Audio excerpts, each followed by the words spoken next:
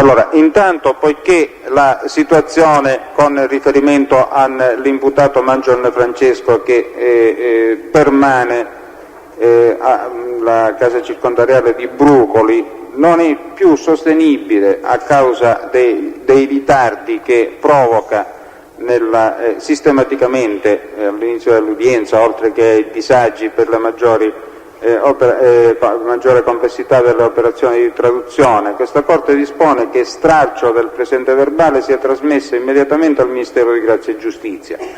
Altre copie del verbale dovranno essere trasmesse a cura della Cancelleria al signor Direttore della Casa Circondariale di Brucoli e al signor Comandante dei Servizi di Scorta dei Carabinieri di Catania perché relazionino sulle cause del ritardo odierno.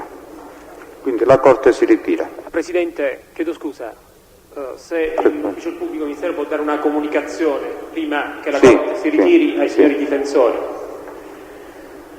In ossequio all'ordinanza della Corte, i pubblici ministeri depositano nel proprio fascicolo il verbale interrogatorio di Maurizio Avola, reso in data 27 luglio 1995, ore 12:45, avanti le autorità giudiziarie della Procura distrettuale di Catania e della Procura distrettuale di Caltanissetta, relativamente alla vicenda Standa.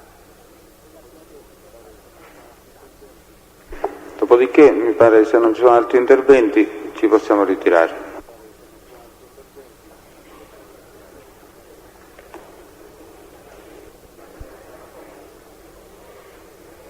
Signori, stiano comodi, prego.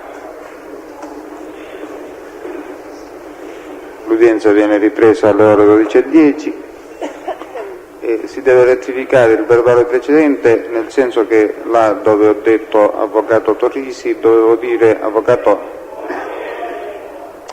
Santi Motta. Lo stesso ha rappresentato che è presente in aula perché deve essere sentito un imputato di procedimento connesso che è stato assistito a lui, quindi chiede di essere sostituito nella funzione di sostituto dei difensori assenti. Prendiamo atto di questa dichiarazione e nominiamo l'avvocato Pogliese come sostituto dei difensori assenti e difensore di ufficio degli imputati sprovvisti di difensore di fiducia. Grazie, accetto. Diamo atto anche della presenza dell'avvocato Papalia Nino, dell'avvocato Mario Giuffrida, anche in sostituzione dell'avvocato Russo, signor Presidente. Grazie. Dell'avvocato Franco Passanisi, dell'avvocato Di Giorgio, dell'avvocato Carmelo Calini. Gli altri mi pare che ne avevamo dato atto già prima, quindi possiamo iniziare. Qual è il test che dobbiamo introdurre? Presidente, mi scusi, sostituisco anche momentaneamente l'avvocato Giuffrida, sono il collega Catania che sta per arrivare. Grazie. Presidente, mi scusi, nomino per questa udienza mio sostituto processuale l'avvocatessa Mirella Viscuso, l'avvocato Antille sono. Grazie. Sì. Presidente, volevamo iniziare con due imputati di reato connesso, cioè dire Faro Salvatore e Aiello Placido. Iniziamo con Faro Salvatore. Sì.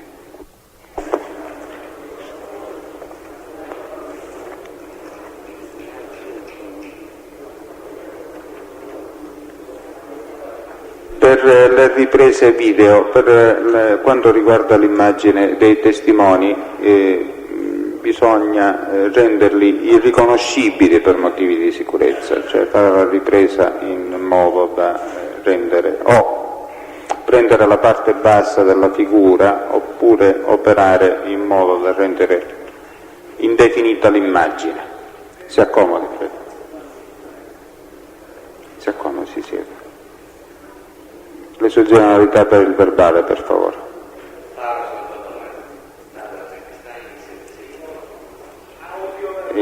Si dovrebbe avvicinare al microfono, per favore. Ecco, grazie. Ascolti, signor Faro, lei è stato implicato nelle vicende per cui oggi c'è il processo, sentito così dal pubblico ministero, è stato imputato in reato connesso. Ci vuole spiegare di che cosa si è trattato? prima ci deve dire in che modo lei è imputato connesso. Io sono imputato connesso perché sono ufficino. Non mi sono spiegato, signor Faro. Noi volevamo sapere se lei è soggetto a un'indagine tuttora o lo è stato in passato e come si è definita la vicenda. Non sono stato. E come si è definita la sua vicenda? Perfetto, questo so. Ora, per questa sua qualità la legge le consente di essere assistito da un difensore intanto e poi dall'avvalersi della facoltà di non sottoporsi all'esame. C'è un suo difensore oggi presente in aula? Sì. Chi è? L'avvocato Dima. Perfetto. E ora lei deve dire se intende sottoporsi all'esame oppure no. No, sì. Può andare, signor Faro, grazie. Signor Presidente, l'Ufficio del Pubblico Ministero chiede l'acquisizione dei verbali interrogatorio resi dal Faro avanti al Pubblico Ministero il 18 dicembre 1992 e avanti al giudice per le indagini preliminari in pari data, e in buona sostanza viene acquisito anche al verbale del GIP le dichiarazioni che già poco prima aveva reso all'Ufficio del Pubblico Ministero. Ci sono osservazioni?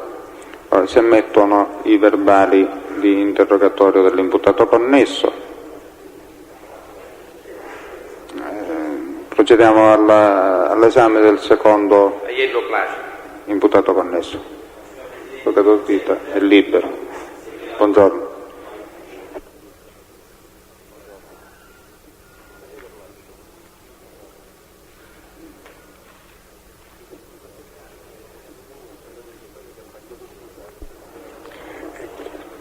Chiedo scusa, l'avvocato Romano nomina come sostituto per quest'udienza l'avvocato Di Giorgio. Grazie.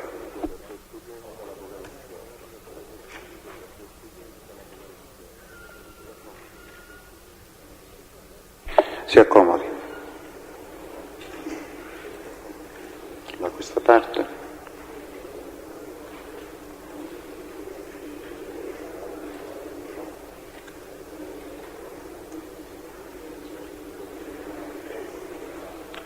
Vuole dire le sue generalità per il verbale? Nato? 24/11/1948. Si dovrebbe avvicinare il microfono. Aiello Placido. No, va bene, penso che ha verbalizzato. Dico, per il proseguo dovrebbe avvicinarsi il microfono. Sì. O si avvicina lei, insomma, veda un po' come si può sistemare. Ecco, abbiamo notizia che lei è stato citato come imputato in procedimento connesso a questo che stiamo celebrando e ci dovrebbe dire la sua implicazione qual è stata o qual è. Cioè, lei è stato sottoposto a indagine o lo è tuttora per fatti connessi con il processo contro Santa Paola Benedetto più 170? Io ho fatto un patteggiamento. In ordine a quale reato? In ordine di concorso esterno all'associazione progresso. Bene. E per questa sua qualità lei ha diritto intanto di essere assistito oggi da un difensore e poi di astenersi dal sottoporsi all'esame. C'è un suo difensore presente in aula? C'è l'avvocato Sandri Motta. Bene, poi ci deve dire se intende sottoporsi all'esame. Può andare, signore.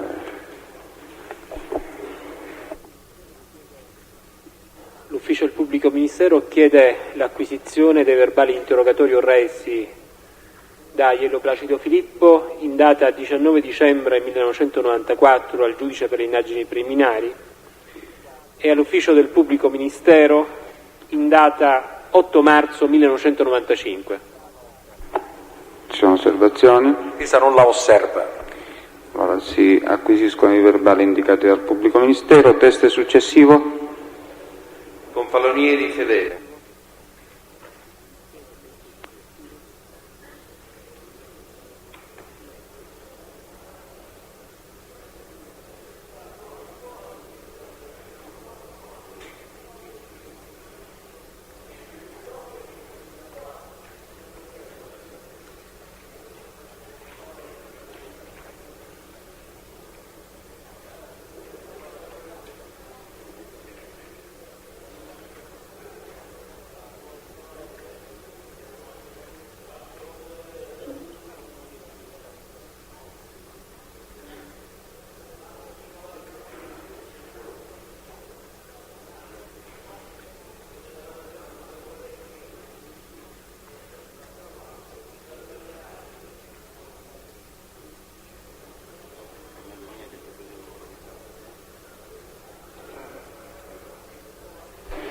Si accomodi da questa parte, per favore.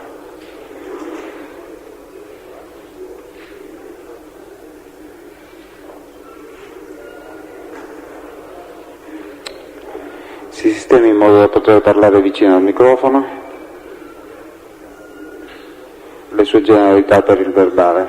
Fedele Confalonieri, nato il 1937, 6 agosto, nato a Milano, residente a Milano, di Aurelio Saffi 29. Sì, dovrebbe leggere la formula di assunzione di responsabilità in ordine alla testimonianza che è chiamata a fare, se gliela fanno avere. Silenzio in aula, per favore. Consapevole della responsabilità morale e giuridica che assumo con la mia deposizione, mi impegno a dire tutta la verità e a non nascondere nulla di quanto è a mia conoscenza. Adesso ascolti le domande del pubblico ministero, risponda parlando vicino al microfono perché l'aula ha problemi di acustica, vedo un po' di scandire anche le parole. Il pubblico ministero può procedere. Dottor Confalonieri, che carica ricopre attualmente nell'ambito del gruppo Fininvest? Sono il presidente della Fininvest SPA, la holding del gruppo. Da quanto tempo? Da quasi 2 anni, dalla fine di gennaio del 94. E in precedenza questa carica da chi era ricoperta? È stata ricoperta da Silvio Berlusconi, dottor Silvio Berlusconi. Quindi sino al gennaio del 94? Sino al gennaio del 94. Sa indicare alla Corte quale rapporto c'è tra la Fininvest e la Standa? La Fininvest possiede il pacchetto di maggioranza della Standa. della Standa.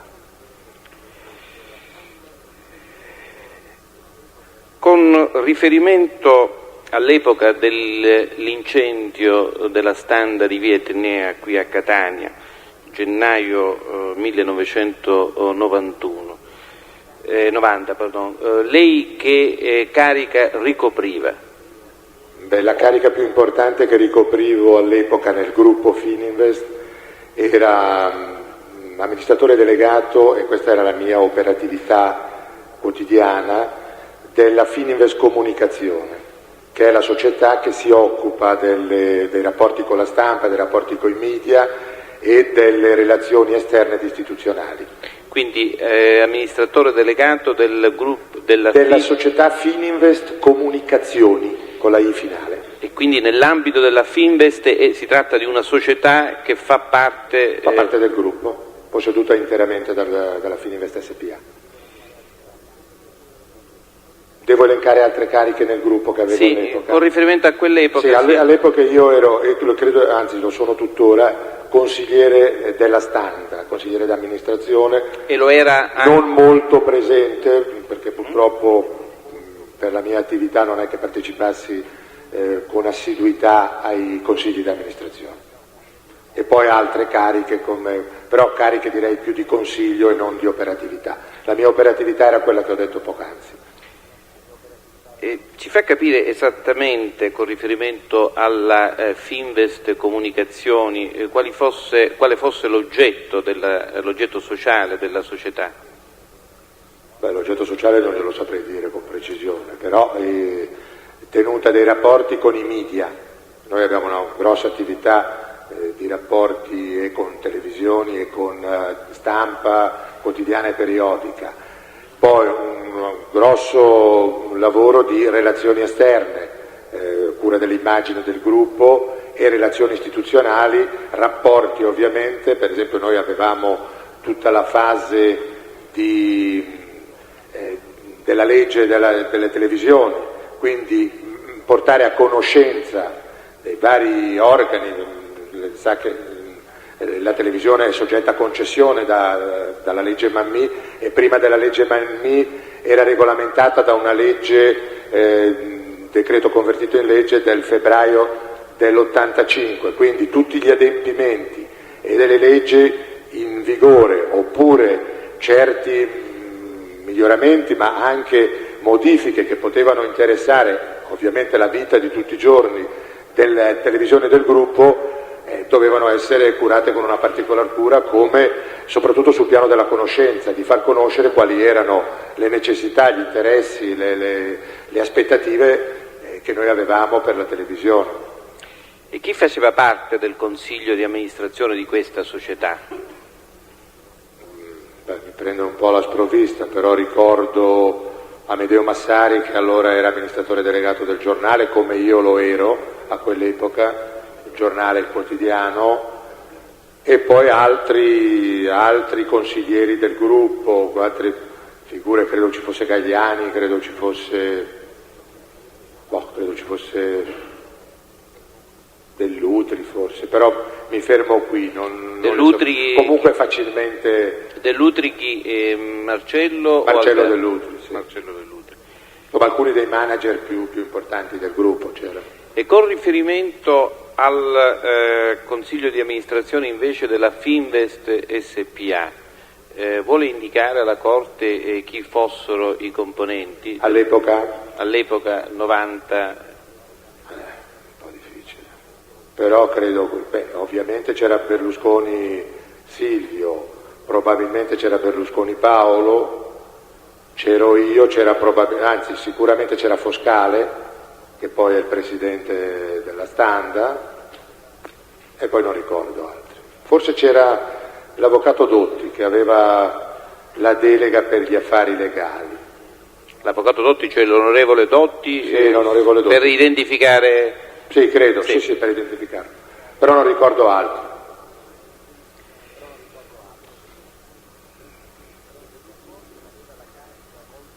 E Berlusconi aveva la carica, oltre che di consigliere del Consiglio di amministrazione, ricopriva altre cariche? Sì, penso di sì, anzi sicuramente di sì, ma non mi ricordo quali. So che è stato presidente della Standa per un certo periodo. E in quel periodo lo era presidente della Standa? Guardi, non lo so. Probabilmente sì, perché noi la Standa l'abbiamo comprata a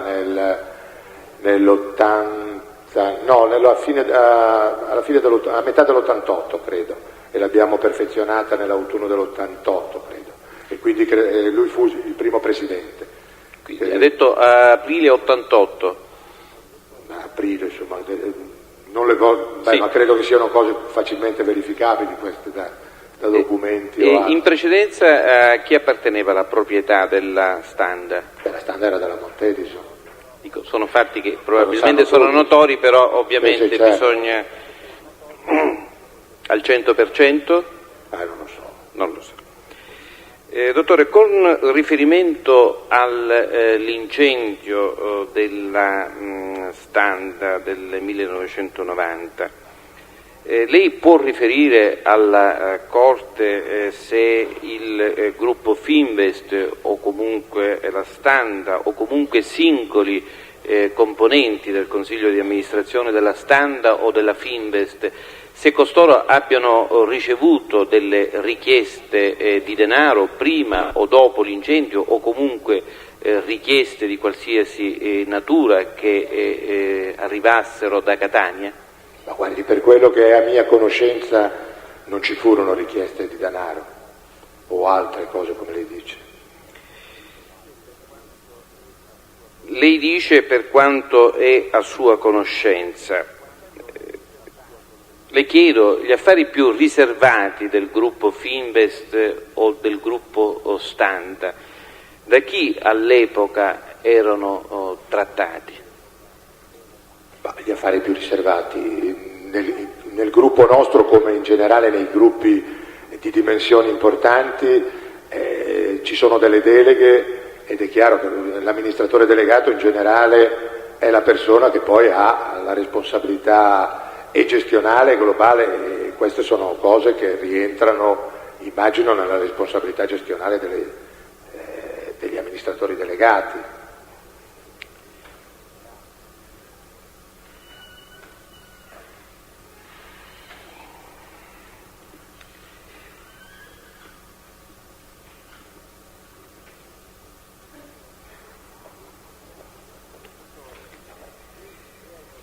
Dottore, lei è al corrente del fatto che per una vicenda analoga a quella che ha riguardato la Standa, cioè dire la Sigros o il Sigros del gruppo Fiat Rinascente, è documentalmente risultato che quel gruppo ha stanziato una somma pari ad un importo superiore al miliardo per tacitare una richiesta estorsiva. Le chiedo se lei ne è al corrente e quando eventualmente ne è stato al corrente. L'ho letto sui giornali questi giorni e mi ha meravigliato il poco risalto, faccio una notazione proprio per capire perché l'ho letto, no? Mi ha meravigliato il poco risalto che aveva dato la stampa in confronto al grande risalto che per cose molto molto minori si dà alle vicende del gruppo. Questo è solo per dirle quando e come l'ho notato. Ecco, un riferimento questo alla stampa. Ecco, alla luce di questa risultanza processuale, anche se ovviamente il processo è ancora in corso, c'è da chiedersi se altrettanto non sia avvenuto per la Standa, e le chiedo quindi, un po' ribadendo la domanda che avevo formulato poc'anzi, se è possibile che trattative ci siano state senza che lei ne sia stato al corrente, visto che appunto lei esclude di aver avuto contezza di tali trattative. Le chiedo, sulla base della sua esperienza, sulla base della conoscenza che lei ha della struttura del gruppo e di persone del gruppo, se sia possibile, in base anche eventualmente a situazioni riservate, magari di altro genere, se sia stato possibile che una trattativa a questo livello e con questa finalità possa essere stata assunta e magari portata a termine senza che lei ne sia stato a conoscenza. Presidente, c'è opposizione a questa domanda. Si chiede un giudizio al test quando ha già escluso il fatto. Dico, il rapporto è mi scusi il pubblico ministero. La Corte ravvisa la pertinenza della domanda, la specificità e l'articolazione della stessa. L'opposizione rigettata, il test è invitato a rispondere. Io penso che avrei potuto saperlo, però devo restare generico. Da noi non sono mai state fatte delle cose del genere, a mia conoscenza, ripeto, perché siamo un gruppo che fa 12.000 miliardi di fatturato, 11.000 miliardi di fatturato e opera in campi svariatissimi. Io mi occupavo di quello che l'ho detto poco fa, quindi facevo tutt'altra cosa e siamo tutti quanti impegnati dalle 12 alle 14 ore al giorno e magari qualche volta sabati compresi, quindi, però certo una cosa del genere sarebbe stata un'anomalia nel gruppo, anche perché non l'abbiamo mai fatta in altri settori, quindi non vedo perché avremmo dovuto farlo in questo.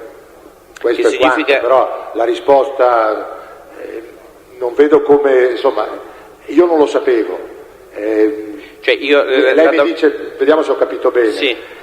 Può essere che avrei potuto saperlo, insomma, per la posizione di spicco che ho sempre avuto nel gruppo. Ecco, io le dico non lo sapevo, ecco, non ho sentito parlare di eventuali trattative. Ecco, è capitato altre volte no, che lei... Mai.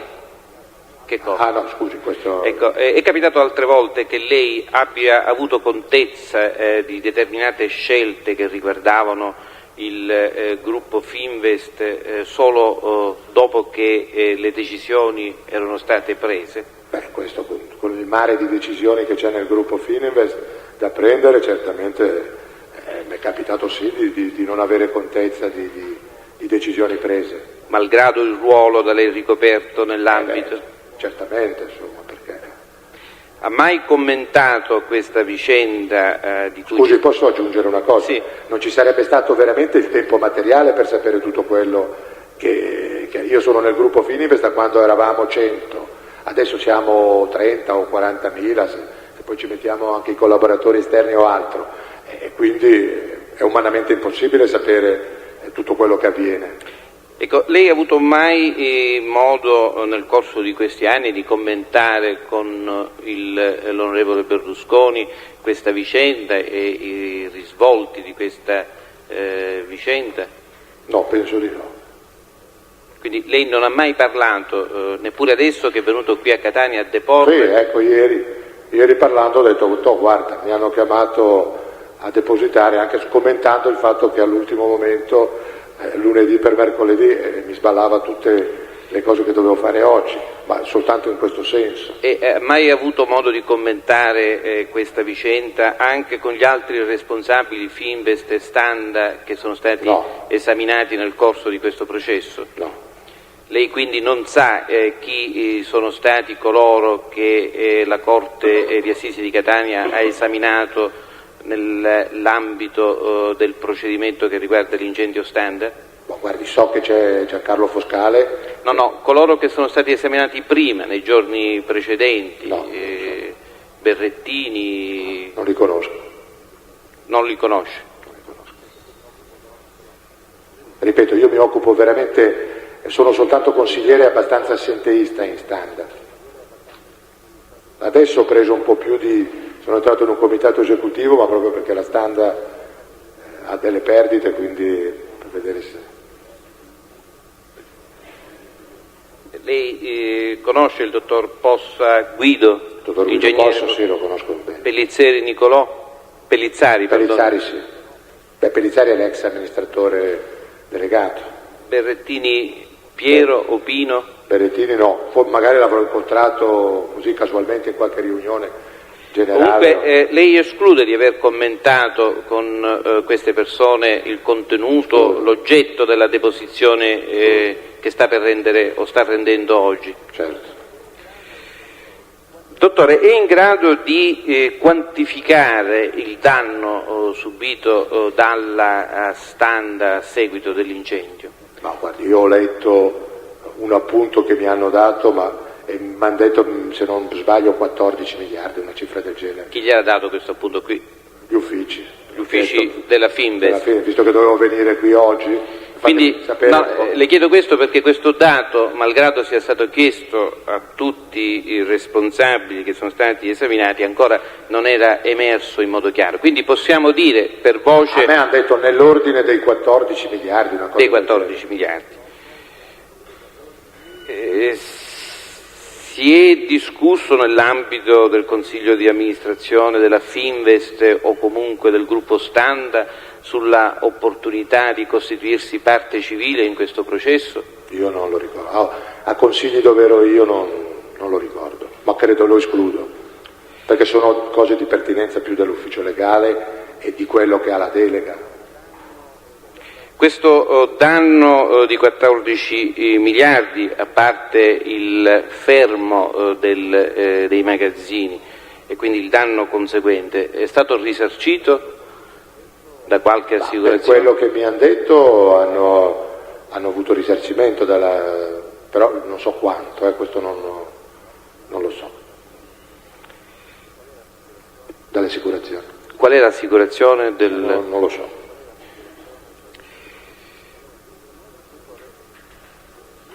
Dottore, lei conosce tale Sciascia Salvatore?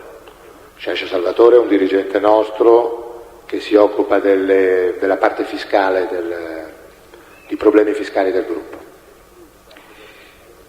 Le risulta che questo signore sia sottoposto a procedimento penale in questi giorni? È il processo di Milano, sì. Per quali fatti? Per fatti quelli noti della Guardia di Finanza. E quindi in particolare? Sugli 100 milioni dati adesso non mi ricordo le cifre precise, Mediolano, 130 Mondadori se non ricordo male, e 100 un'altra società.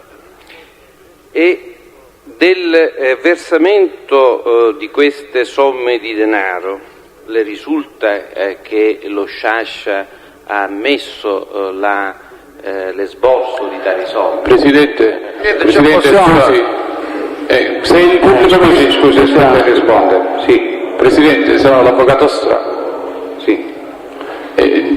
Prima di decidere se formulare un'opposizione, che così com'è la domanda mi sembra sia ovvio, perché non riesco a vedere la pertinenza di questa domanda, di questo fatto con i fatti di causa, se il pubblico ministero ci ne può indicare la pertinenza io magari non la faccio l'opposizione, se no, se ritiene di porre solo la domanda io formalizzo la mia opposizione. C'è anche l'avvocato Antille, Presidente. Si chiedono notizie su un imputato di un procedimento diverso da questo, su fatti che non hanno connessione con questo. Allora si invita il pubblico ministero a specificare che nei termini in cui è stata posta la domanda sembra inammissibile. Che nel tentativo di fare chiarezza sull'episodio bisogna verificare chi avesse effettivamente poteri decisionali in ordine al versamento di somme di denaro che a qualsiasi titolo o per il pagamento di per il pagamento di cosiddette tangenti o comunque per il versamento di vizi o di quant'altro uscisse dalla Fides. Siccome il signor Sciascia Salvatore è un imputato di quel processo che ha fatto delle dichiarazioni in ordine al versamento di somme di denaro per tangenti, io credo che sia importante chiarire quali meccanismi ci fossero sotto il profilo dei poteri decisionali in ordine al versamento di somme che poi bisogna vedere se fossero inserite o meno in bilancio. Quindi la pertinenza della domanda è funzionale a comprendere questo tipo di meccanismi. Sì, questo però presuppone un accertamento giudiziario. Non ho compreso, Presidente. Voglio dire, la pertinenza è innegabile, però la proposizione della domanda presuppone un accertamento giudiziale, non soltanto una dichiarazione di che sia, altrimenti citeremo questa persona, cioè il pubblico ministero può citare questa persona. Esatto.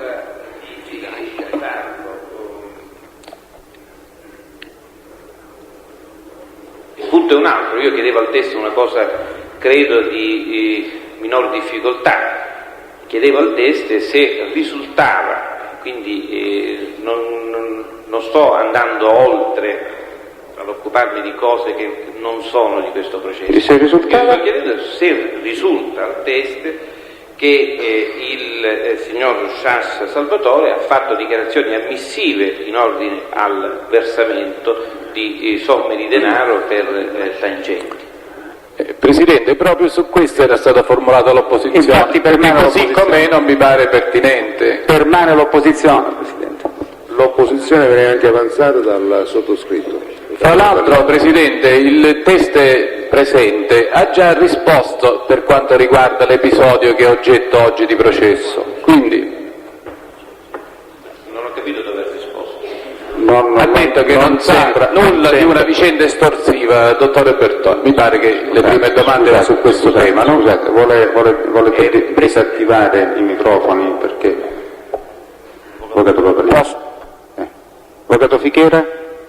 Presidente, scusi, il pubblico ministero parte da alcune circostanze, quali le dichiarazioni rese da Sciascia di aver dato delle somme, cose che sono assolutamente sconosciute. È già il presupposto. Non ho dato nulla per presupposto, ho dato per presupposto il fatto di essere imputato e lo ha confermato il test, poi ho chiesto una cosa più specifica, ho chiesto al test, io non credo che si tratti di invadere una zona che non è pertinente al processo. Chiedo se l'indagine è mirata a stabilire quali e chi avesse poteri decisionali in ordine all'eventuale esborso di somme di denaro. Io credo che riuscire a cogliere un esempio in cui sul piano del fatto, al di là di responsabilità giuridiche, di responsabilità di ogni altro genere, un altro episodio in cui somme di denaro sono state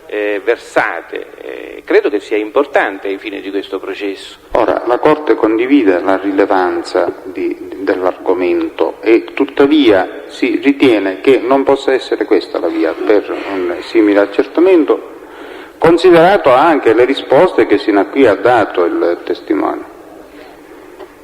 Quindi non si ammette la domanda.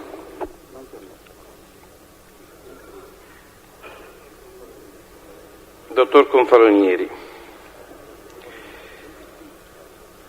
le risulta se il gruppo Fininvest o comunque persone che nell'ambito del gruppo Fininvest svolgevano incarichi abbiano mai corrisposto somme di denaro per a titolo di estorsione o comunque ad altro titolo? No, non mi risulta.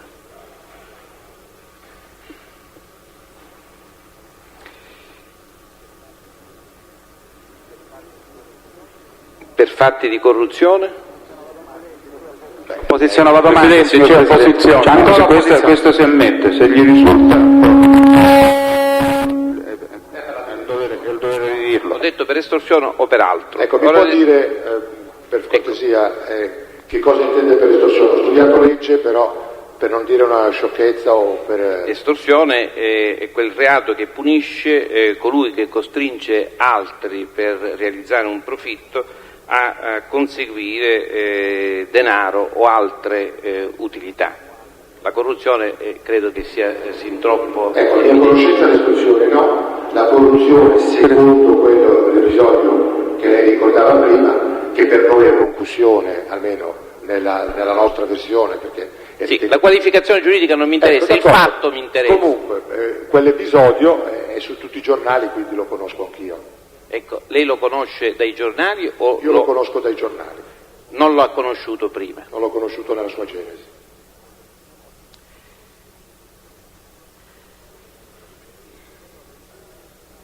Dottore, lei ricorda se la Standa abbia partecipazioni nella società CSS?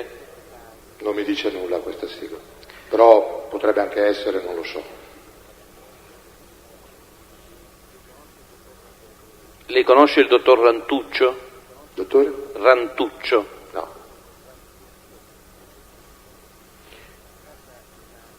Si tratta di una società che è titolare di un grosso centro di distribuzione in cui da altre dichiarazioni anche di funzionari Standa risulta che la Standa originariamente aveva una partecipazione del 10% e poi successivamente è diventata una partecipazione di maggioranza. Malgrado dico queste indicazioni che le sto dando... Presidente, mi scusi, c'è opposizione alla domanda? Ha già risposto il test? Ha già risposto che non serve, poi diventa estremamente suggestiva sotto questo aspetto, perché il pubblico ministero così informa il test di quello su cui egli ha già detto che non avrebbe potuto rispondere. Mi scusi, il pubblico ministero vuole ripetere la domanda, per favore. Io avevo chiesto al test, che non dimentichiamo, ha delle cariche nell'ambito della Fininvest e della Standa, se conosceva la società CSS. Questo va bene, sì, ha risposto. Se avesse la Standa delle partecipazioni, il test mi ha detto che può essere, ma non ricorda nulla. Proprio per sollecitare questi ricordi, io ho dato una indicazione che risulta da questo processo, sulla base di dichiarazioni rese da funzionari del gruppo Standa e del gruppo Fininvest. Sì. Ho chiesto cioè, per sollecitare tale ricordo, se ricorda in particolare che questa società gestisce un grosso centro di distribuzione alimentare, e che in questa società la Standa aveva inizialmente una partecipazione di minoranza del 10% che poi è diventata partecipazione maggiore. Si rigetta la posizione, può rispondere. Per affrontare altri argomenti credo che sia necessario che il test, appunto sulla base di queste sollecitazioni, mi dica se ricorda o no, perché se non ricorda non vado avanti. Ma scusi, ricordo o non ricordo? Ci sono delle cose che proprio non so, ma non voglio neanche sapere, perché il mio lavoro è un'altra cosa. Io in Standa sono consigliere, ripeto, abbastanza assenteista, e tanto per dirle vado a un consiglio su 5 magari, guardando grosso modo i miei impegni. Chi si occupa della gestione di Standa sa tutte queste cose e io non le so, quindi non è che non ricordo, non lo so. Lei, e non sono tenuto a saperlo, sarebbe anche inutile che lo sapessi. Lei è in grado di dire se il dottor Marcello Dell'Utri o il dottor Alberto Dell'Utri abbiano fatto viaggi a Catania o in Sicilia negli anni relativi al periodo dell'incendio Standa, o comunque appena successivamente, cioè negli anni 90, 91, 92? Beh, sono siciliani, io penso di sì, avranno fatto dei viaggi. Lei dice, ritiene che abbiano fatto questi viaggi. Le chiedo se questi viaggi li hanno fatti per conto della Fininvest oppure in quanto siciliani perché ritornavano nella propria terra. Dico, ovviamente, se è a sua conoscenza. Non lo so.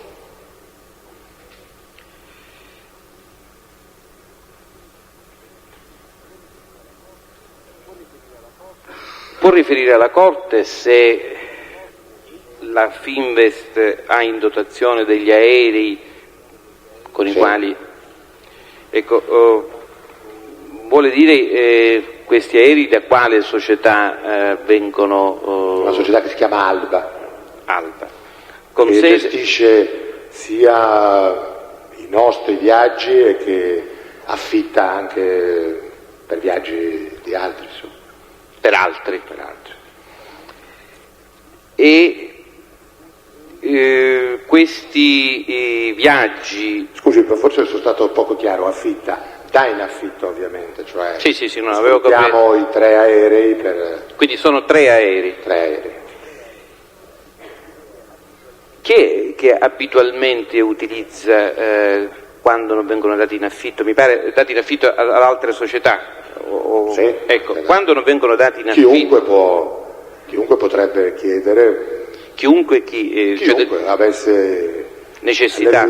Avesse le disponibilità, no, io dico chiunque esterno, ecco, le disponibilità per affittare un aereo per un viaggio può farlo. Ecco, io chiedevo invece all'interno, chi è all'interno del gruppo Fininvest o Standa? Beh, all'interno non c'è una procedura ben precisa, però come prassi, come uso, è che i top manager fatti di presidenti o amministratori delegati delle varie società dei gruppi, e poi dipende anche dalle urgenze e anche dal riempimento di questi aeromobili.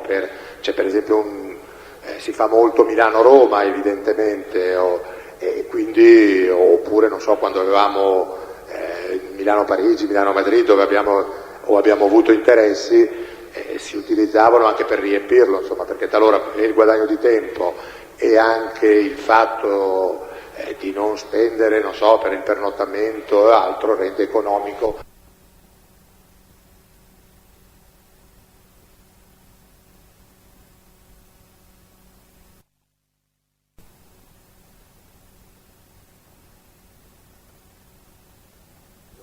Registrati non credo, perché mi pare che ci sia andando all'estero che si registrano i passeggeri, e questo perché per le norme, non tanto i passeggeri quanto il nostro volo. Non credo, no, c'è una lista evidentemente che si fa lì per lì, ma per dire, non so, come stamattina siamo venuti con un aereo del nostro gruppo perché eravamo in 5 chiamati a depositare qui in quest'aula. E quindi c'è un elenco ovviamente, poi dopo però non è che resti iscritto o altro. Quindi non c'è nessuno... Non credo che ci sia, Adesso, ma tra l'altro lei questa domanda la potrà fare al responsabile che è qui, è chiamato come... Cioè il ragionier Grossi, mi pare che si chiami così. Da poco mi sembra, adesso da poco, credo che sia da un anno o giù di lì. Mentre in precedenza? Non glielo so dire. Le risulta che il dottor Marcello Dell'Utri o il dottor Alberto Dell'Utri abbiano utilizzato aerei della vostra compagnia, della vostra società? Sicuro, certamente. Ma Marcello Dell'Utri, spesso per esempio per la Publitalia, che ha un grosso lavoro di relazioni esterne con i clienti, spesso si fanno degli inviti a dei clienti particolarmente importanti, grandi spenditori di budget pubblicitari, non so, in occasione di Salisburgo, per esempio il Festival di Salisburgo, piuttosto che dei tornei di golf, piuttosto che qui delle occasioni.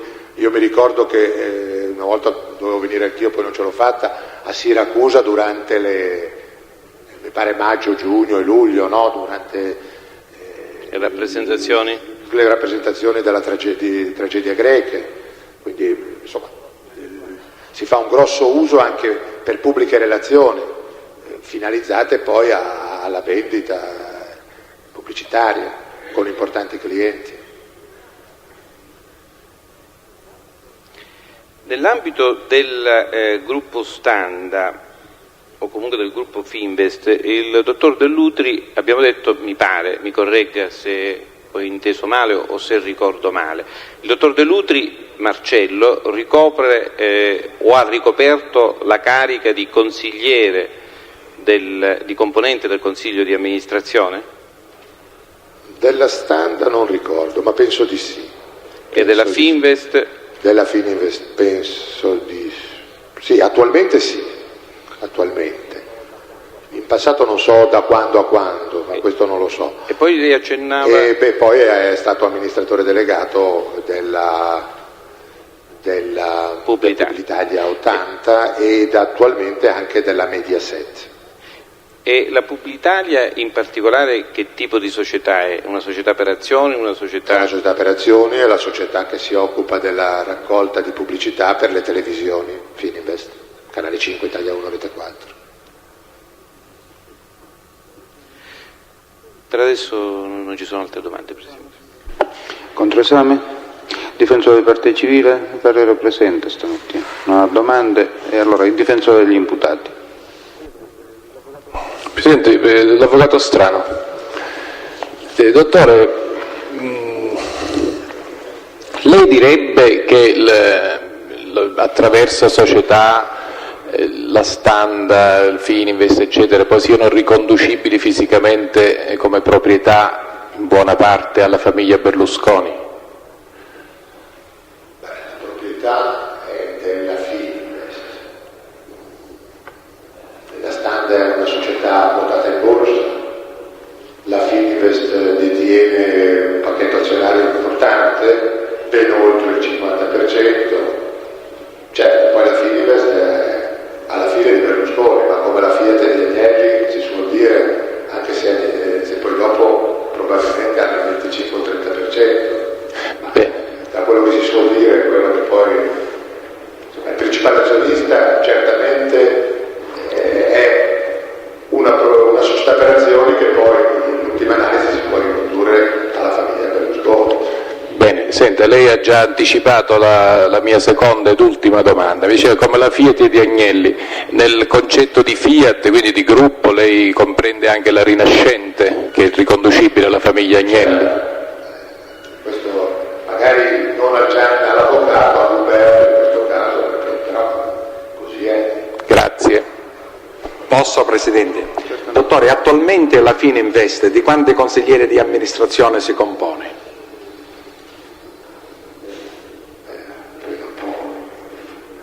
Penso che siano 9 o 10. Mi lasci il beneficio dell'inventario, cioè della verifica delle carte. Sì, desideravo sapere attualmente, oltre al Presidente, realtà operative le hanno alcuni consiglieri delegati della Fininvest? Ma vede, la Fininvest non è che abbia tanta operatività, perché il consigliere è proprio in questi giorni che dovremmo poi nominare due consiglieri, due amministratori delegati della Fininvest SpA, perché la Fininvest è come holding, oltre naturalmente ad avere le partecipazioni più importanti delle società del gruppo, ha poi nella presidenza e nel consiglio di amministrazione una funzione di indirizzo, di controllo delle varie attività, diciamo delle grosse strategie, delle grosse, non so, poi dopo nell'operatività del giorno per giorno è chiaro che le singole aziende e le singole società hanno i loro organi e amministrativi e organi gestionali, quindi c'è un largo distacco. D'altra parte il principio di delega è il principio per il quale si è consentito di avere grosse entità come queste.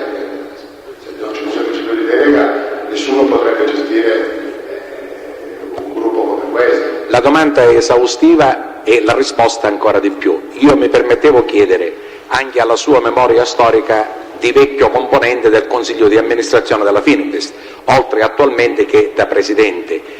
Nella storia della Fininvest la rappresentanza è rimasta sempre al Presidente, ovvero si è data accanto al Presidente la sussistenza della figura giuridica di amministratore delegato? E anche, però questo dipende molto da periodi storici del nostro gruppo, perché quando poi sono nate attività diversificate veramente ci sono stati dei settori che andavano assolutamente al proprio conto, con un riportare alla Fininvest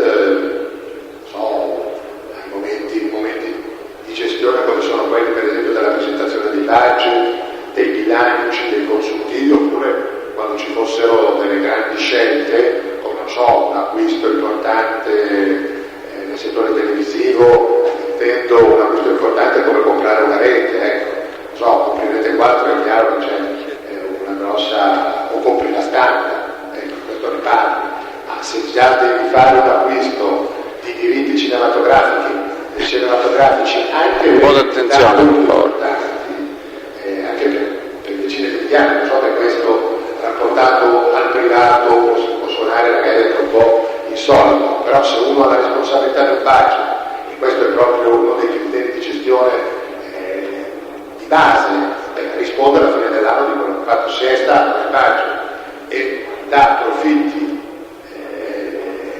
nessuno va a sindacare come ha speso o perché ha speso o ha fatto quello, ne rende conto quando fa il consultivo, e allora il consultivo si è perso dagli anni, è poi il principio delle multinazionali, sono che hanno in tutto il mondo sedi sussidiarie e quindi interessi e quindi deleghe e quindi attività. Esatto. Il della delega è fondamentale per un grande gruppo. E quindi si è verificato che all'interno del Consiglio di amministrazione possono coesistere due o più deleghe. Certo. Magari dei poteri specifici, a più persone contemporaneamente. Il collegio sindacale attualmente della Fininvest di quanti membri è composto? Credo di 3 membri. Credo, però non sono sicurissimo. Mi spiace di essere così vago, però sono tutte informazioni che si trovano. Vabbè, lo so, purtroppo secondo il nostro rito la prova si apprende al dibattimento, quindi nel 1990, l'ultima domanda, era identico il numero dei componenti del Consiglio di amministrazione della Fininvest o per modifiche statutarie sono stati apportati dei miglioramenti, diciamo, nel numero o dei decrementi nel numero? Anche qui con beneficio di inventario, ma sono più sicuro era inferiore il numero dei membri del Consiglio di amministrazione. Il quale è stato elevato recentemente? No, nel tempo, okay. Anche perché ci sono stati dei cambiamenti di membri. E la Fininvest è una società per azioni. Le azioni sono, diciamo, possedute da persone fisiche o anche da persone giuridiche, cioè da società che a loro volta sono titolari di alcune azioni? Sì, anche, però su questo non sono grandi con precisione. L'ultima domanda, al momento 1990, se non erro 88-90, quando dalla Montedison si passa alla Fininvest per acquisire la proprietà del pacchetto azionario della Standa, è avvenuta in un solo atto, ovvero la Montedison ha avuto un momento di trapasso di potere in cui aveva dei propri amministratori, mentre la proprietà era già passata alla Fininvest? Però non sono sicuro. So che è rimasto nel Consiglio d'amministrazione, sono rimasti un paio di membri, se non ricordo male, un certo Ghirani, però i ruoli importanti sono passati immediatamente, credo, con il trapasso dell'azione. Quindi, se ho capito, dottore, che delle persone fisiche abbiano mantenuto per un certo periodo di tempo la carica di componente del Consiglio nel nuovo assetto, sì, però ella non è in grado di ricordare se vi sia stato un comitato di gestione o di trapasso formalmente qualificato. Grazie Presidente, grazie. Vorrei invitare i presenti in aula a mantenere il silenzio. Nelle ultime celle, per favore.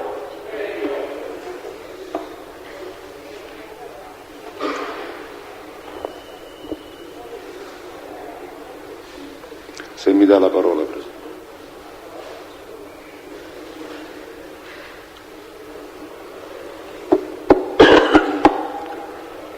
Signori, stiamo aspettando il silenzio.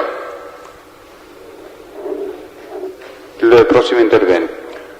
Avvocato Papalì.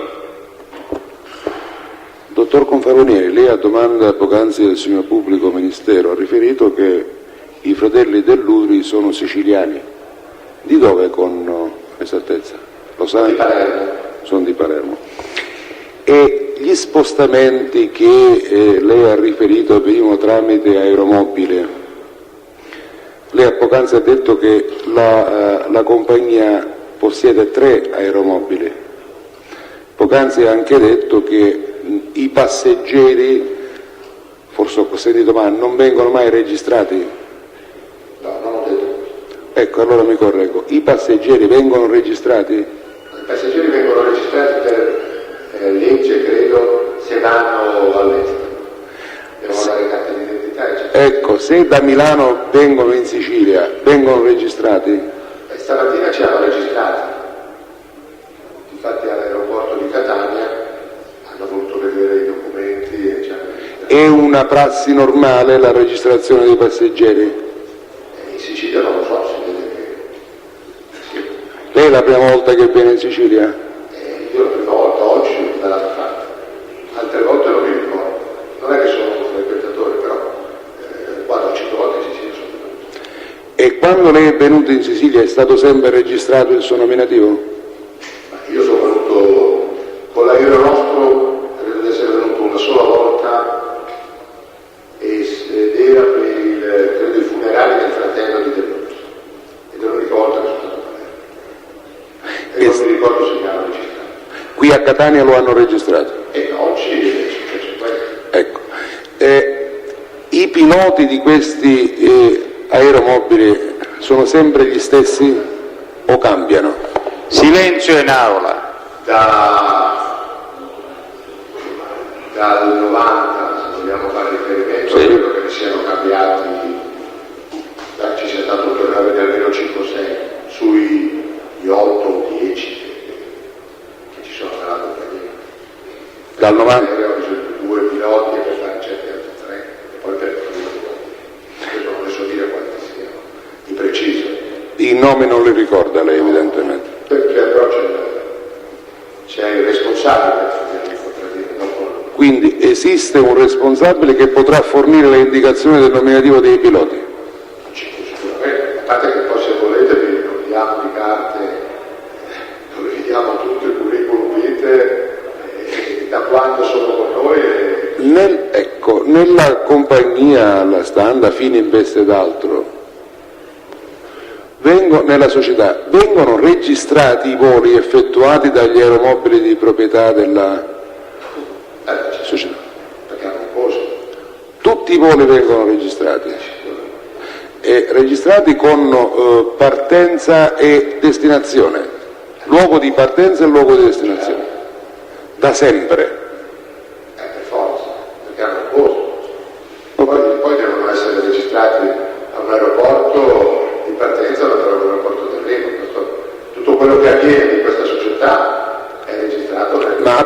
prescindere che vengono, è chiaro perché i piani di volo li abbiamo, ecco, a prescindere da questa considerazione, nella società vengono registrati. Io ho finito, Presidente. Sì, io chiedo ancora a tutti i presenti in aula di stare ancora in silenzio. Alla fine di queste testimonianze, se volete, possiamo sospendere 10 minuti l'udienza, ma per il momento chiedo a tutti di osservare rigorosamente il silenzio. L'intervento successivo. Dottore Confalonieri, da questa parte, per favore. Qui è la Presidenza, sono io che... Ecco. Io le volevo chiedere, al tempo dell'incendio del magazzino di Catania della via Etnea, io non so quale fosse la sua carica e quanto lei fosse addentro alla situazione, ma lei la notizia di questo incendio la ebbe per motivi delle sue funzioni, voglio dire, non per averlo letto sul giornale. Non se ne occupava completamente. Io non le so dire quando l'ho saputo, certamente l'ho saputo, però non le so dire quando, come e dove. E il veicolo di questa sua conoscenza non lo sa neanche indicare, non sa... Potrebbe essere un consiglio, potrebbe essere che il responsabile di allora mi abbia detto già concedato una sede, ma o può darsi che l'abbia letto sul giornale. Però in questo momento non le so dire come ne sono venuto a conoscenza. Quindi non ha ricordi precisi, quindi chiederle se furono fatti commenti all'interno dell'amministrazione, se furono assunte le opportune informazioni, se arrivaste a delle conclusioni sulle cause di questo, è tutto opera vana, lei non è al corrente di niente. Vorrei sapere pure se lei è venuto mai a conoscenza di altri attentati contro l'organizzazione, in particolare di attentati ad altri magazzini della Standa, nemmeno. Il Pubblico Ministero può concludere l'esame. Dottore Confalonieri, lei ha mai conosciuto Ercolano Aldo? Scusi, mi può ripetere? Ha mai conosciuto Ercolano Aldo? Ha mai conosciuto tale Tuccio Salvatore? No. Ne ha sentito parlare di queste persone? L'imputato in fondo, per favore stia zitto, è l'ultimo avvertimento che do. Lei. Vado avanti. Dottore Confalonieri, lei ha mai saputo se dirigenti del gruppo Fininvest, quali ad esempio Alberto, Marcello Dell'Utri, il dottor Berlusconi, siano mai stati iscritti a logge massoniche non coperte? Opposizione, Presidente, la domanda. Potete la P2? Scusi, non è pertinente al giudizio, può rispondere alla domanda.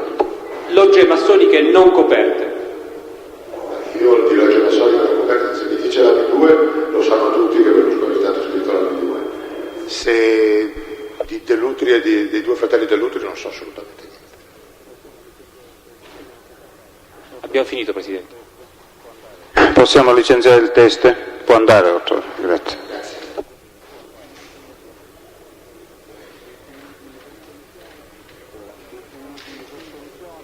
Allora, 10 minuti di sospensione solo per consentire comunicazioni varie, dopodiché quando si riprende l'udienza è necessario che sia osservato il più rigoroso silenzio. 10 minuti di sospensione. Presidente, mi scusi, doveva essere sentito oggi un imputato reato connesso, tale Castelli. Mi pare che ci è stato detto che non sarà presente. Ora, se la Procura conferma, noi per esempio abbiamo interesse. Sì, confermiamo, le ultime notizie sono queste, malato. È malato, quindi sarà sentito inoltre dato. Va bene, grazie.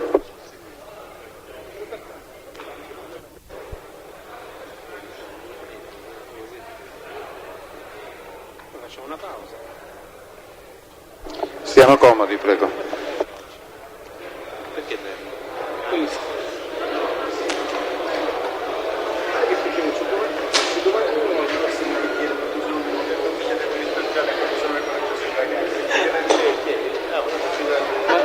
Se lei non si rende conto della strategia,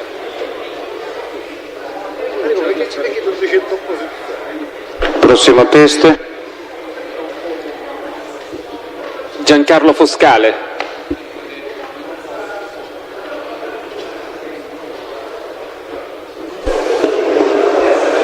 Presidente, mi dà la parola? Un momentino, per favore. Grazie.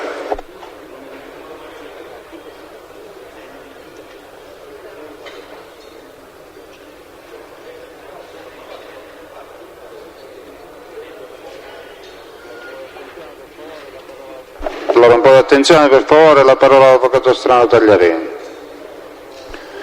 Presidente, sempre scusandomi perché rimango seduto.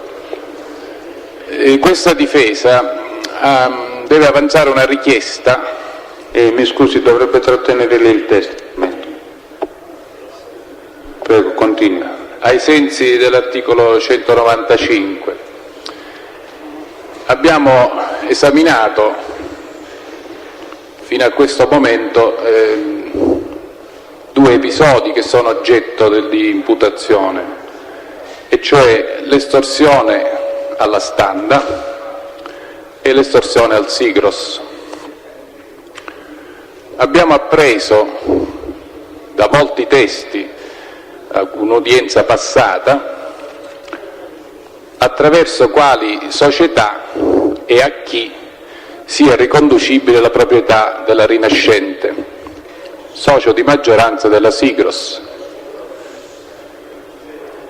Oggi il dottore Confalonieri, il cui pensiero, riferito sotto forma di conoscenza comunque, credo sia confermativo di ciò che era emerso nelle precedenti udienze, ci ha confermato, dicevo, sia la testimonianza di oggi che le testimonianze alle quali faccio riferimento, che la proprietà del Sigros, attraverso la Rinascente e attraverso altre società che sono state citate, è da ricondurre alla famiglia Agnelli di Torino. Questa Corte ha già ammesso, in presenza di presupposti simili, se non identici, la testimonianza del dottor Silvio Berlusconi, anche se, devo dire, fino ad oggi mi pare che i testi esaminati non abbiano riferito circostanze tali da fare ritenere che il dottor Berlusconi possa essere a conoscenza di fatti riguardanti l'imputazione di estorsione in danno della Standa. Allora, la richiesta di questa difesa è quella che la Corte voglia ammettere la testimonianza del dottore Giovanni Agnelli e del dottore Umberto Agnelli per riferire, nella qualità di proprietà di riferimento della Rinascente attraverso le società che sono state indicate da funzionari dello stesso gruppo, per riferire circostanze utili all'accertamento della verità per quanto riguarda l'imputazione di estorsione in danno delle Sigros. Pubblico Ministero e Parte Civile.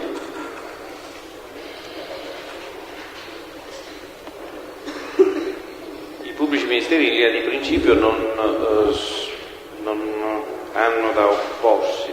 Fanno però soltanto rilevare che sul piano di quello che è emerso oggi dal processo, mentre per quanto riguarda la situazione del Sigros vi è stata una affermazione di consapevolezza, di ammissione del pagamento, questo lo diciamo per spiegare perché noi non abbiamo direttamente formulato una richiesta in tal senso.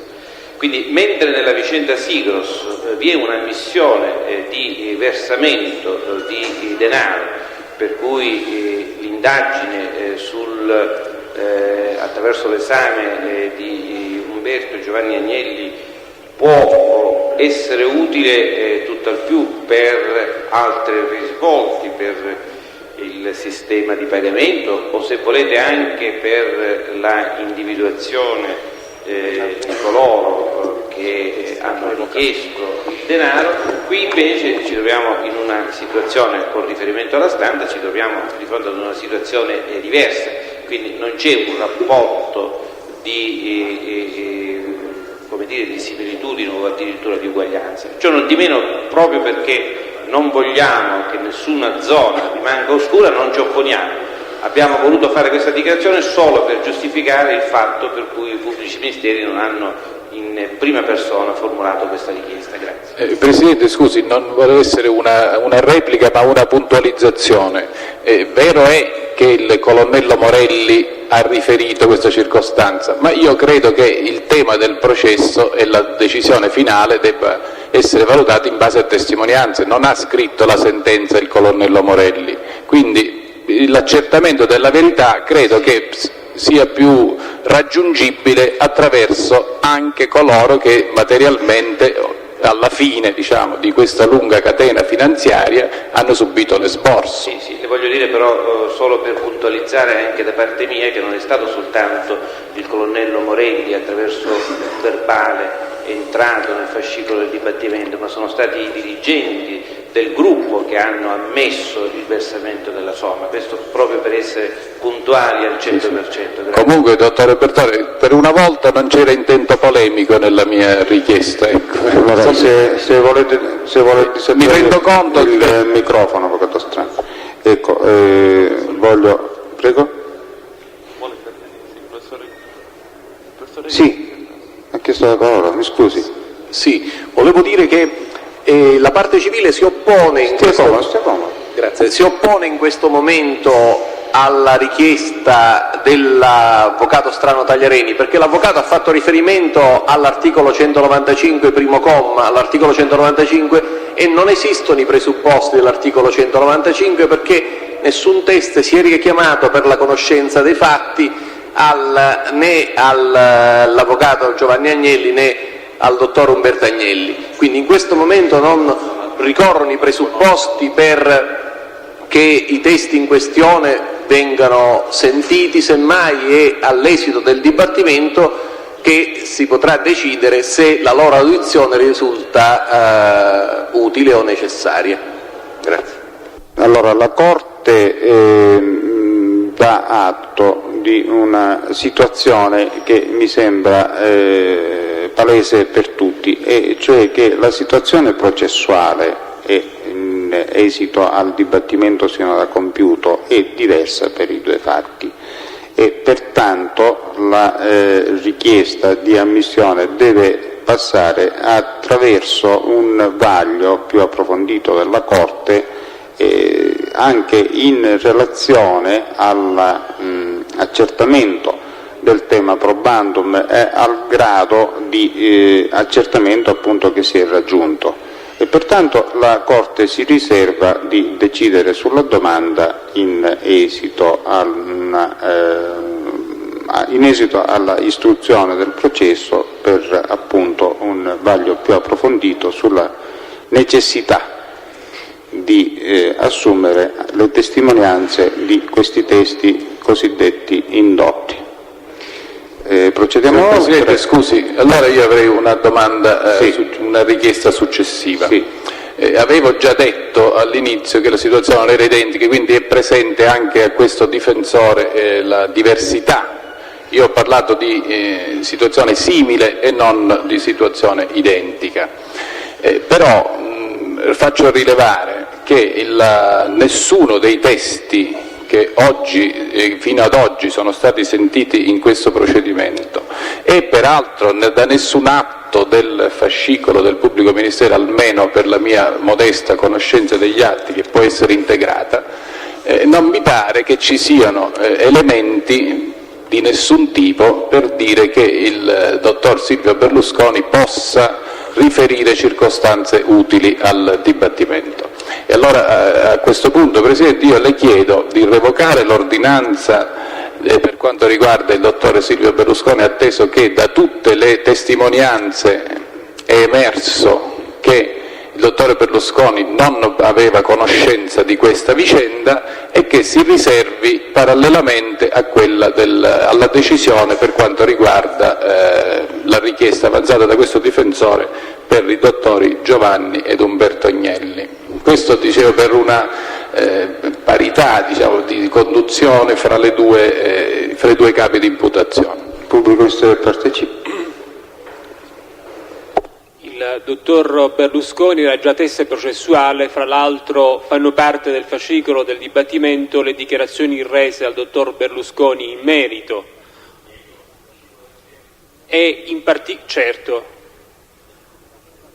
in ogni caso, così come era stata prospettata la vicenda anche in sede di esposizione introduttiva, si era indicato e si era chiesto specificamente al dottor Berlusconi una serie di notizie che emergevano dalle intercettazioni telefoniche fatte dalla compagnia dei Carabinieri di Corleone e sulle quali qualcosa ha riferito anche la teste Palumbo Nicoletta.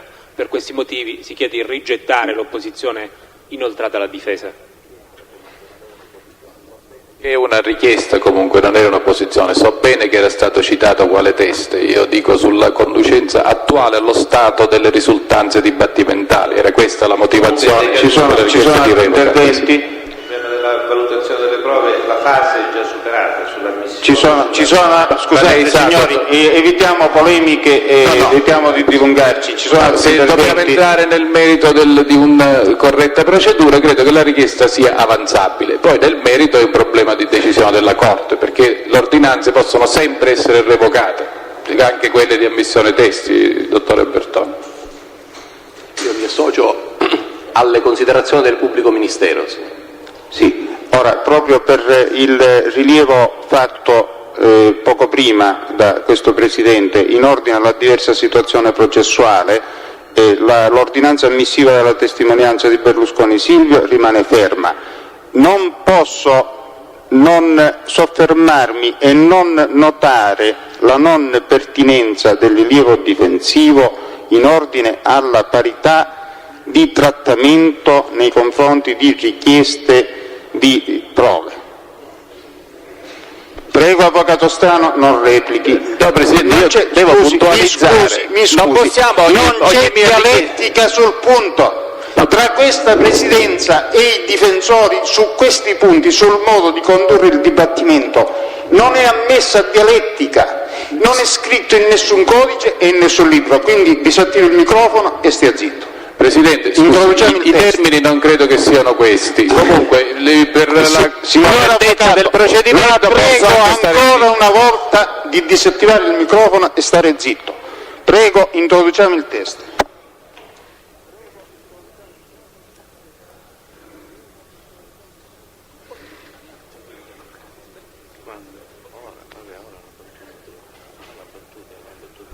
Si accomoda da questa parte.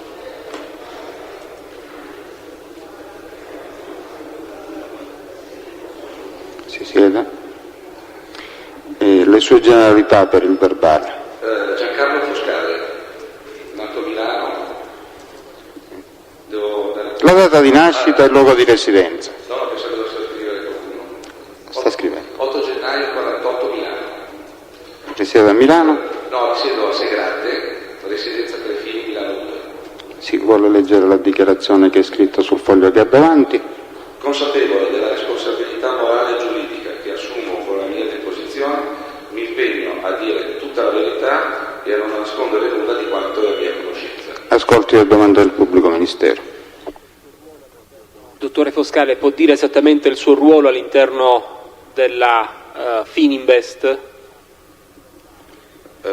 Dunque, attualmente io sono il presidente della Standard. Da quanto tempo, dottore? Dunque, circa 2 anni. Prima ero amministratore delegato della Standard. Ci può dire l'epoca in cui è stato amministratore delegato? Dall'acquisizione della Standard nell'88. Dall'88 quindi fino al 93-94? 93-94? 93-94 ho fatto l'amministratore delegato e poi sono diventato presidente della Standard. Dottore, agli inizi degli anni 90 si sono verificati fatti particolari che interessavano nella città di Catania o nella provincia di Catania delle filiali Standa. Lei in quell'occasione ne è venuto a conoscenza per il ruolo che occupava? Certo, sì, il fatto è stato abbastanza eclatante. In particolare per quanto riguarda la distruzione della filiale di via Etnea, via San Michele, vi siete adoperati in qual modo per cercare di comprendere le ragioni che avevano determinato quel grave atto? Ma immediatamente sono stati attivati i nostri servizi di sicurezza che hanno preso contatto con le forze, diciamo i carabinieri, polizia, eccetera, eccetera, per cercare di capire la ragione di questo fatto. Sono venuti giù i nostri incaricati e hanno parlato appunto con questi signori.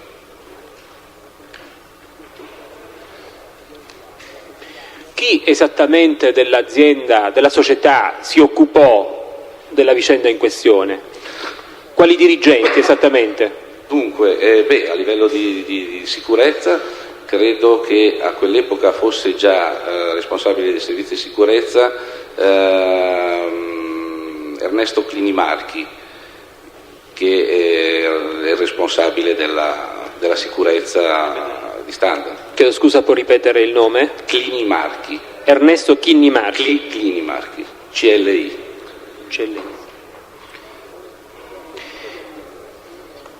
E il consiglio di amministrazione di Standa venne portato a conoscenza di questo fatto? No, in maniera formale non mi risulta. Probabilmente si sarà presa una qualche decisione poi in sede della ristrutturazione del negozio, passando a qualche comitato investimenti, una cosa di questo genere, ma specificatamente non credo. Dottore, ricorda l'ammontare dei danni? Sì, certo. Dunque, noi abbiamo avuto una perizia di circa 14 miliardi di danni. 14 miliardi come immobili e merci? No, tutto compreso. Immobili e merci? Immobili, merci e mancato guadagno, cioè chiusura del negozio. Per quanto tempo rimase chiuso? Il negozio noi lo riaprimmo, se non sbaglio, nel settembre del 92, cioè nel 92, insomma, credo nel settembre del 92 che lo inaugurai io, tra virgolette, perché Quindi 2 anni più o meno? Circa 2 anni, sì. Quindi l'ammontare del danno complessivo era di 14 miliardi? L'ammontare era 14 miliardi, sì, e ci è stato rimborsato praticamente tutto. Tutto, anche sia come immobile che come merci? Come merci, una parte della merce, cioè in realtà dunque noi abbiamo incassato 12 miliardi e poi ci abbiamo ancora da incassare 700 milioni che sono già state firmate le quietanze, e la merce hanno lavorato dico con orgoglio, cioè i nostri collaboratori della filiale, e sono riusciti a recuperare merce per 300-400 milioni e che abbiamo poi venduto. Chiaramente era merce che, non so, odorava un po' di fumo e di conseguenza non potevamo venderla a prezzo pieno, però abbiamo venduto, abbiamo ricavato 300-400 milioni da questa, quindi dai 14 bisogna scontare questi 400 milioni circa. Allora ho compreso bene, nei 14 miliardi è compreso anche il mancato guadagno per un biennio? No, per un anno, perché c'è la franchigia di un anno. Cioè l'assicurazione prevede che il massimo del mancato guadagno è per un anno.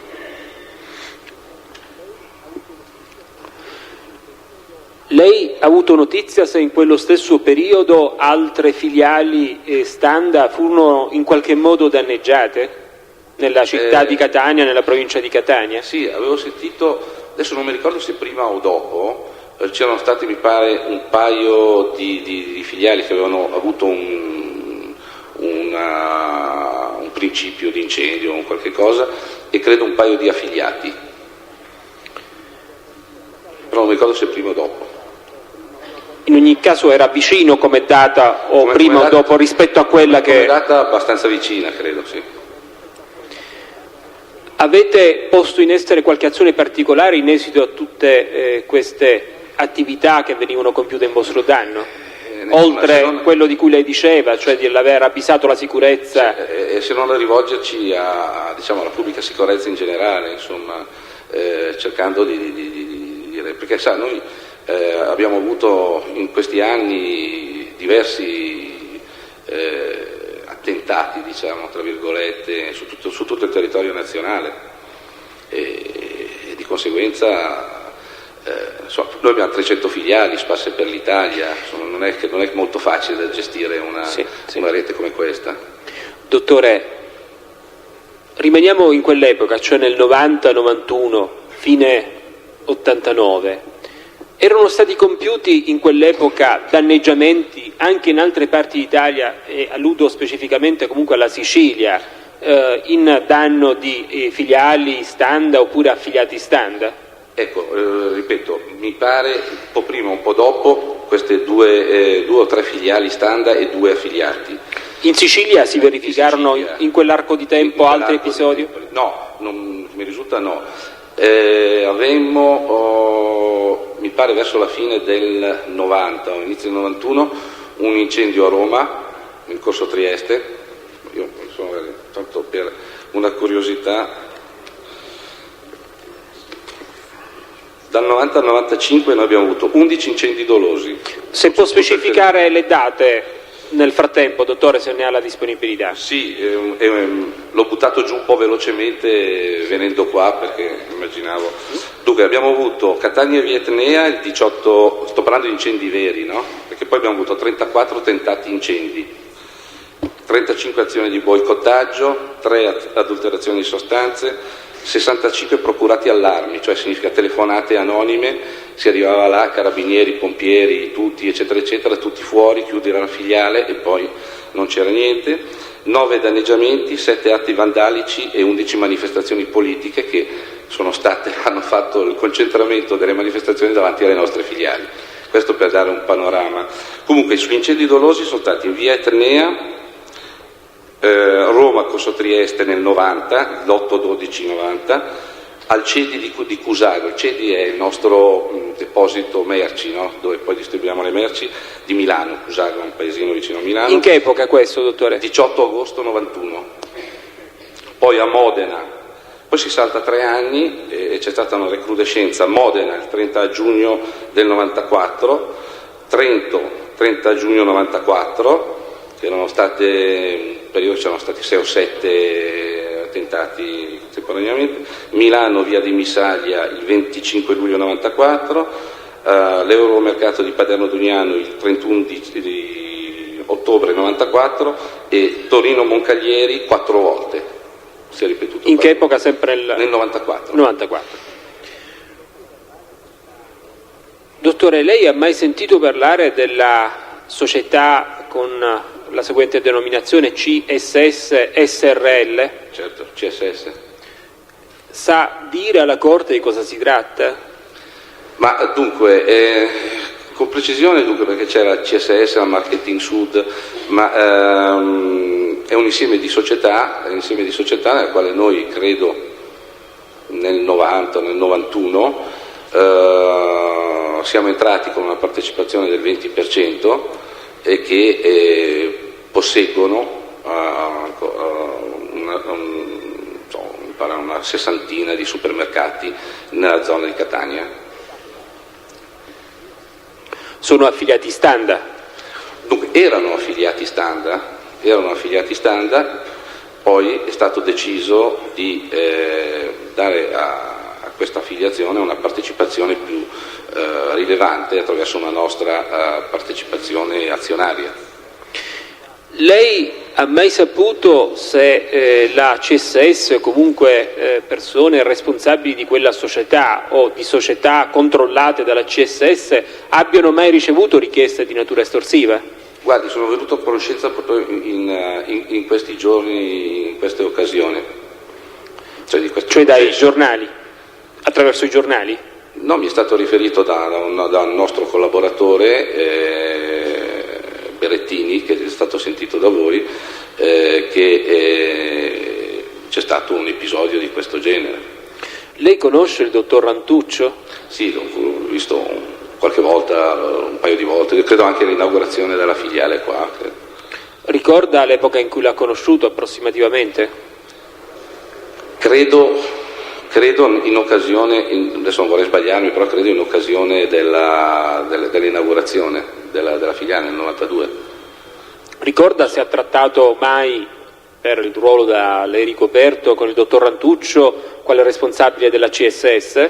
Era il dottor Pellizzari che ha seguito tutta l'operazione di acquisizione di questo 20%, quindi io ho conosciuto, diciamo, in maniera così proprio molto informale, ecco, il dottor Rantuccio.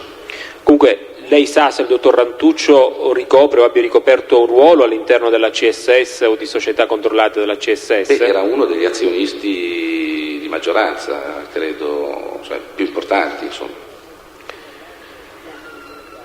Dottore, lei ha mai sentito parlare della Comega SRL? Della, scusi? Comega, società Comega SRL. No.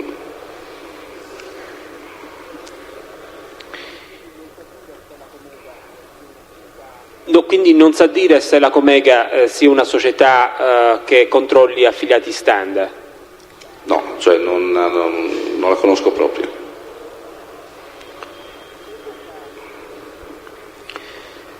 In epoca antecedente o immediatamente successiva a quella in cui ebbe a verificarsi la distruzione della filiale stand di Vietnea, lei o dirigenti del gruppo Fininvest avete mai ricevuto minacce o richieste di natura estorsiva? No, mai.